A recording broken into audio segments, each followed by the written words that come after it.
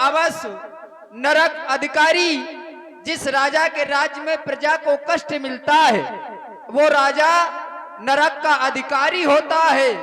अब वो राजा सोचनीय होता है जिस राजा को अपनी यह प्यारी प्रजा प्राणों के समान प्रिय नहीं होती। सिद्धांत कहता है, सोचिए नृपति जो नीत न जाना, जय ही न प्रजा प्रिय प्राण समाना। जिस राजा को प्रजा प्राणों के समान प्रिय नहीं होती, वह सोचनीय होता है। हम इस सिंहासन के माध्यम से अपनी इस प्यारी प्रजा को नित्य उपदेश दिया करते हैं कि ये जीवन हमें बड़े भाग्य से मिला है। इस जीवन को हमें बड़ा संभाल करके जीना चाहिए, क्योंकि ये जीवन हमें बड़े भाग्य से मिला है। ये जीवन हमें सब कुछ देने वाला है, लेकिन जब यही व्यक्ति अपना पद भूल जाता है, पद भ्रष्ट हो जाता है, मार्ग भूल जाता है, तो ना जाने जीवन में ऐसे कितने कृत्य कर देता है जिससे जीवन भर उसको पश्चाताप के आंसू बहाने पड़ते हैं। हमारे ऋषि मुनि कहते ये जीवन हमें सब कुछ देने वाला है, जैसा कि हमारे विद्वानों के द्वारा इस जीवन के बारे में बताया गया। वो जीवनों भी क्या ये जीवनों है, वो जीवनों भी क्या ये जीवनों है। जो जीवन सफल बना न सके, अभिमानी वो अज्ञानी है। जो मन का मैलो ये मिटा न सके। कुछ व्यक्तियों को अगर इस संसार में थोड़ा सा धन मिल गया, अहंकार आ गया, एक पद मिल गया, अहंकार आ गया। लेकिन अहंकार किस बात का? तो बताया गया, धन बल पद पाकर ये चूरे रहे, और सत्ता पाकर भूल रहे।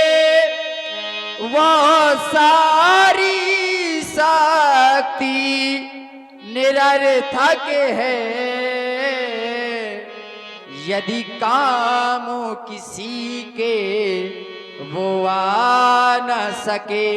वो सारी शक्ति बेकार है, वो सारा सामर्थ्य बेकार है। यदि हम किसी दूसरों के कार्य नहीं आ सकते तो ऐसा जीवन ही व्यर्थ है।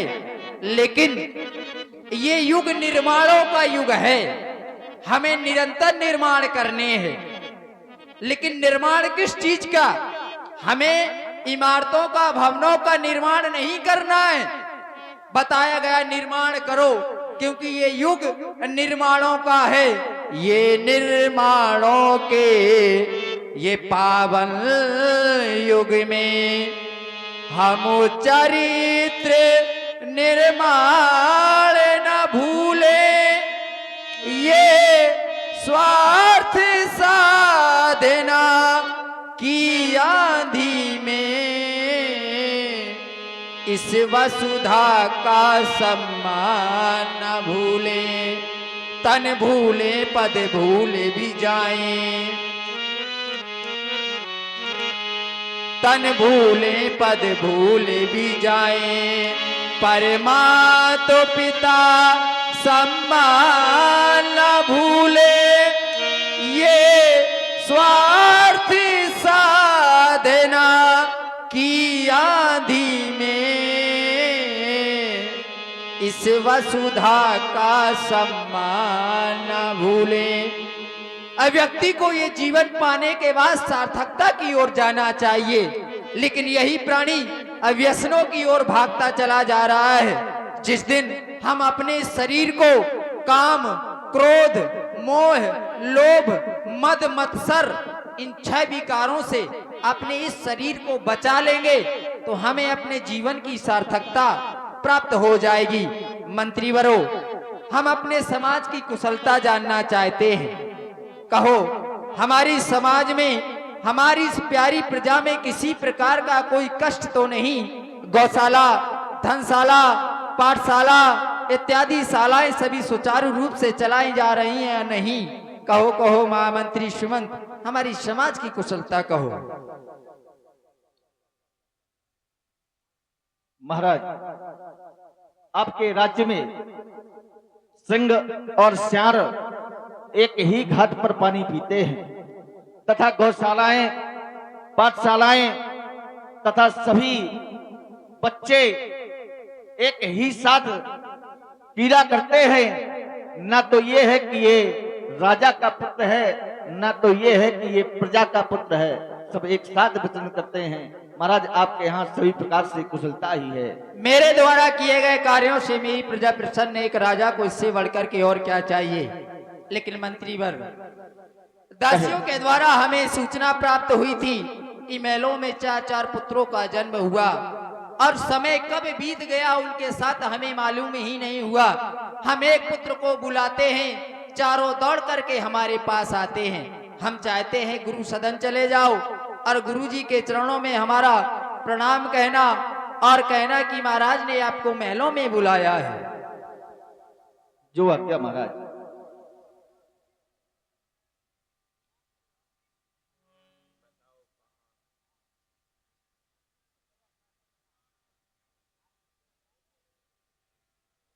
यही भांति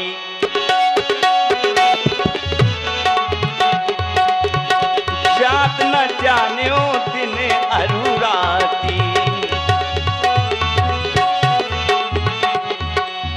नाम करण कर अवसर जानी, भूप बोल पठा हे मुनि ज्ञानी, हे मुनि ज्ञानी।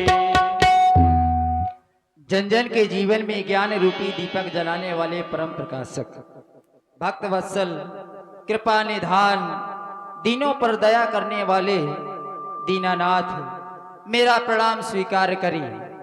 इस संसार में कोई भी ऐसा प्राणी नहीं होगा जो गुरु कृपा के बिना कुछ भी प्राप्त कर ले। अगर किसी व्यक्ति से उसके विधाता वो रुष्ट हो जाए तो गुरु में वो सामर्थ्य होता है कि उस विधाता के कोप से बचा ले।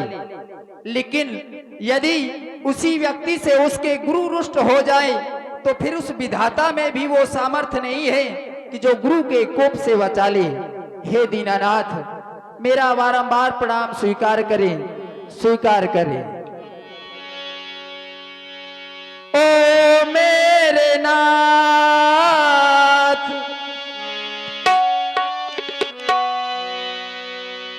ओ मेरे नाथ, आशीष दीजिए।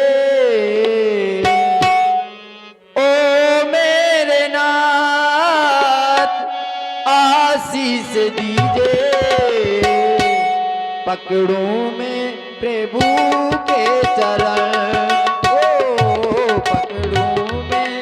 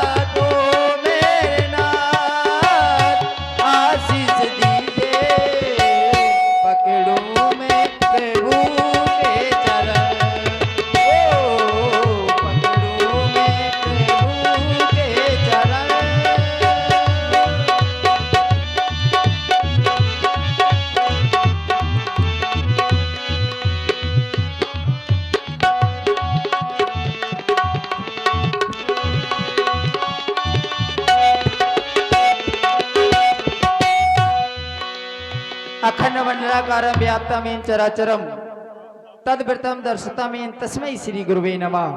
मेरा प्रणाम स्वीकार करें। राजन, दसों दिशाओं में भ्रमण करने वाले महिपाल, प्रणाम तुमने किया है। प्रणाम तो उत्तर होता है आशीर्वाद, पर हम सोचते हैं कि तुम्हें कौन सा आशीर्वाद दे दें, क्योंकि न्यूनता हो किसी प्राणी में उसे देना चाहिए। कोई वस्तु पहले से भरपूर हो, उसमें प्रयास किया जाए तो देना ना देना असफल रहता है, ऐसा नीति का कथन है। तुम्हारे जीवन पर ध्यान देते हैं तो किसी प्रकार की न्यूनता नहीं पाई गई। यहाँ तक कि आपका नाम वेद विदित तेज दशक नाउ, जिसका नाम वेदों विख्यात हो। यहाँ तक कि वेदों में नाम है, विद्या में तो धर्म धुरंधर गुण निधि ज्ञानी, धर्म हो धुरंधर हो, ज्ञानियों में परम ज्ञानी हो, ऐसा भी कहा गया। यहाँ भी कमी नहीं पाई गई।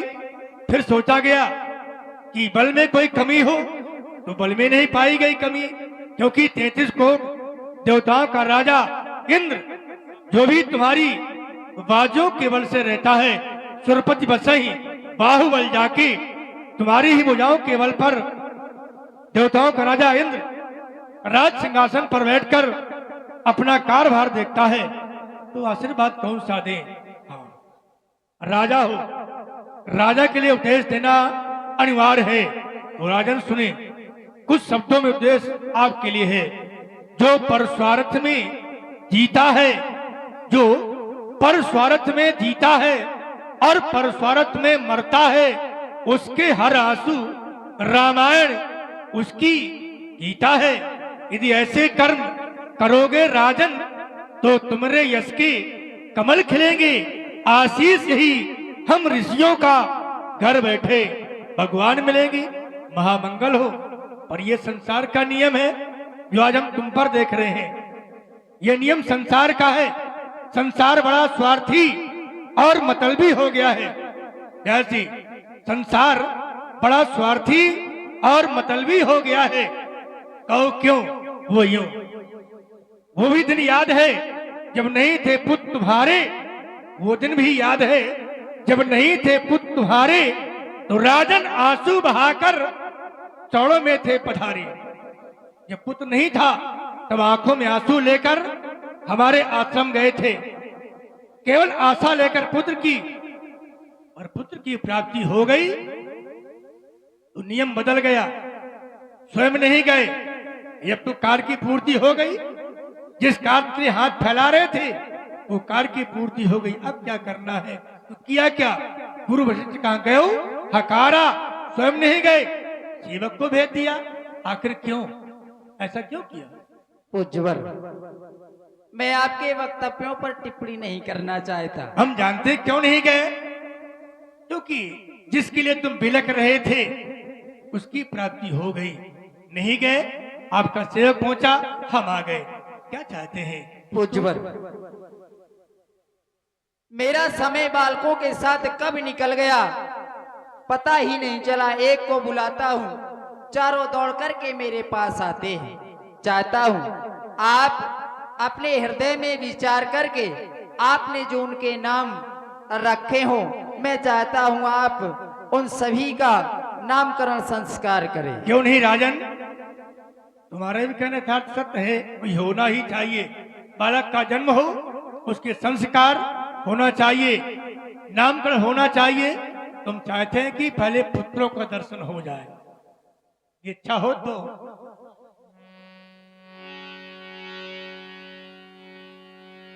राजन, तुमने कहा धरिए नाम जो मुनि मन गुण राखा।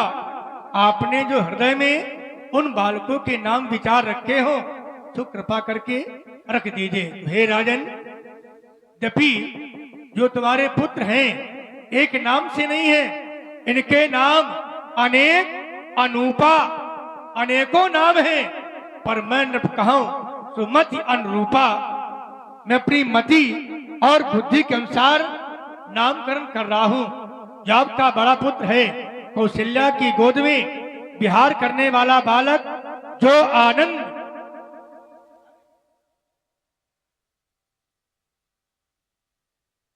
जो आपका बड़ा पुत्र है, रानी कौशल्या की गोद में विहार करने वाला बालक, इसका नाम इस प्रकार है। जो आनंद सिंधु सुख राशि सी करते, त्रिलोक सुपासी सो सुख धाम राम अस नामा। जो आनंद के सिंधु है, ऐसे पुत्र का नाम राम जैसा है। जब आपका दूसरा बालक है, विश्व भरण पोषण कर जोई, जिनके माध्यम से संसार का भरण पोषण होता है। विश्व भरण पोषण कर जोई, जाकर नाम भरत अस होई। जो कैकेयी की गोद में विहार कर रहा बालक, ऐसे बालक का नाम भरत जैसा है। रही बात, क्रम यहाँ से बदल रहा है, क्योंकि तीसरे में होना चाहिए लक्ष्मण को, पर लक्ष्मण नहीं। आपका जो छोटा बालक है, जाके सुमरन तेर पुनासा, जिसके मात्र नाम लेने से काम क्रोध मद लोभ इन विकारों का नाश होता है, ऐसे बालक का नाम जाके सुमरन तेर पुनासा, नाम सप्तधन वेद प्रकाशा, वेदों में प्रकाश होगा, ऐसे बालक का नाम।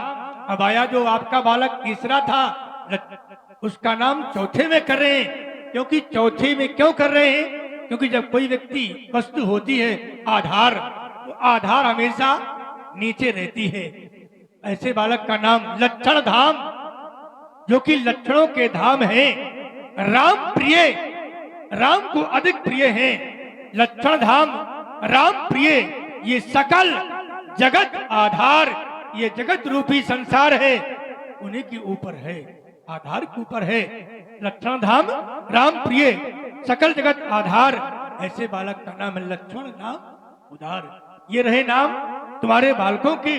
रही बात वेद तत्व तो सुधचारी, ये वेदों को तत्व है चारों बालक। इतना नहीं, मुनि जन धन सर्वस, ये मुनियों का धन, सर्वस संसार का सर्वस है। मुनि जन धन सर्वस भगवान शिव के प्राण है। इस प्रकार का इनका नामकरण संस्कार हुआ। अब क्या चाहते हैं राजन? पूज्य, आपने नामकरण संस्कार किया, हृदय प्रसन्न हो गया। अब चाहता हूं, व्यक्ति की जीवन में शिक्षा और संस्कार का होना अति आवश्यक है। जिस व्यक्ति के जीवन में शिक्षा और संस्कार नहीं होते, वो व्यक्ति मनुष्य के समान नहीं कहे जाते, और वो माता भी शत्रु के रूप में जानी जाती है, वो पिता भी शत्रु के रूप में जाना जाता है। जो माता पिता अपने बच्चों को विद्याध्ययन नहीं कराते, सिद्धांत कहता है माता बैरी पिता शत्रु, ये न वालो ना पाठिता।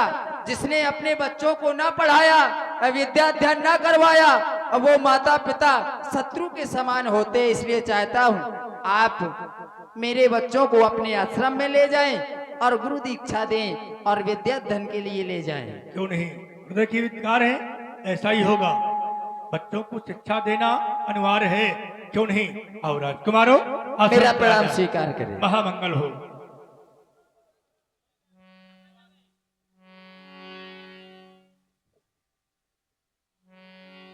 हेलो,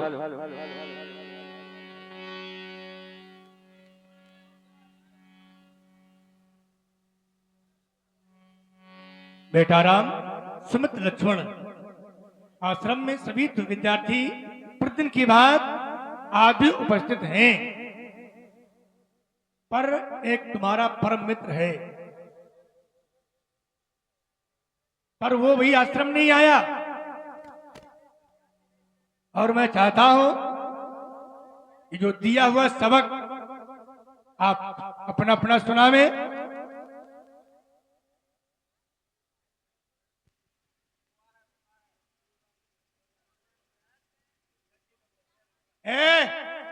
कटोला दास जी, वो कहाँ है बालक? नथुनिया, ध्यान दें, ये हमारे भैया यश परिहार जी, जिनकी ओर से 11 मुद्राएं